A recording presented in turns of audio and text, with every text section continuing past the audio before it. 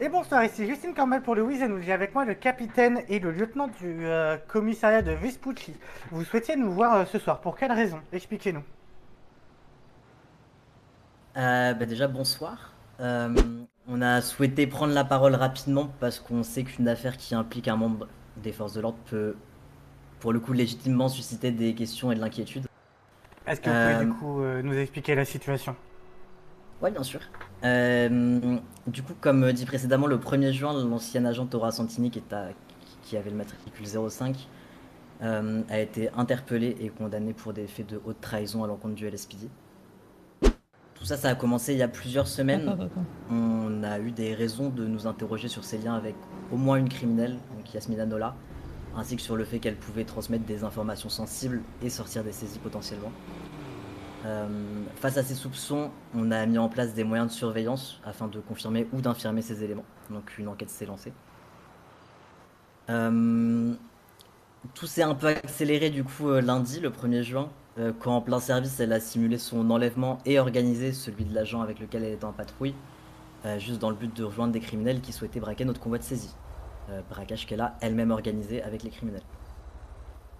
On a évidemment retiré tout de suite les accès qu'elle peut avoir grâce au LSPD, un avis de recherche a été émis.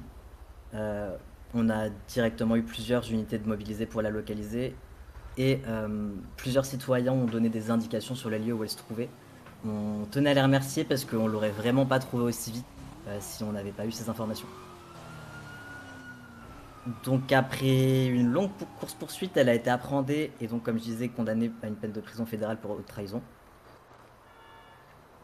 Voilà pour les faits.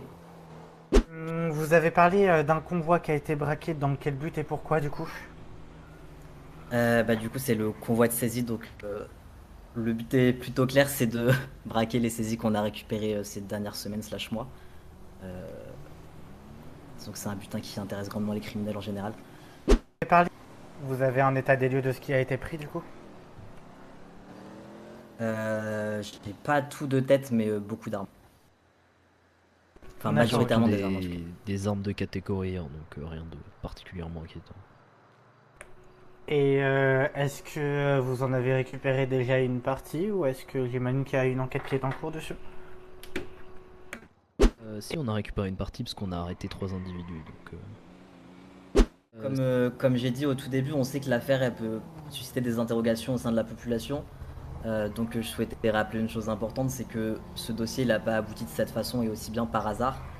Ça a été des heures et des heures de travail de la part de plusieurs de nos agents qui ont pu identifier les soucis, les incohérences, mettre en place les surveillances, documenter du coup l'enquête.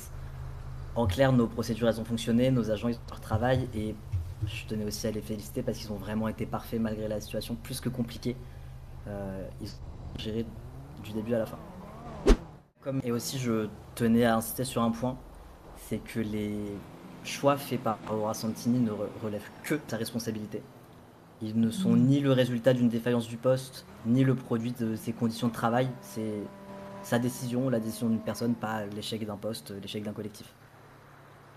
Et franchement, même si on aurait évidemment préféré ne jamais avoir à vivre ce genre de situation, maintenant, c'est une chose, c'est que si ça arrive, on est capable d'y faire face.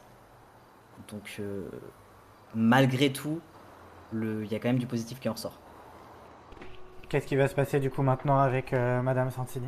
Madame Santini a déjà commencé sa nouvelle vie à base d'exactions de délits et de crimes, et comme certains ont pu le voir sur les réseaux, Blitter se vante allègrement de sa position, donc comme quoi faut croire que c'était relativement prévisible.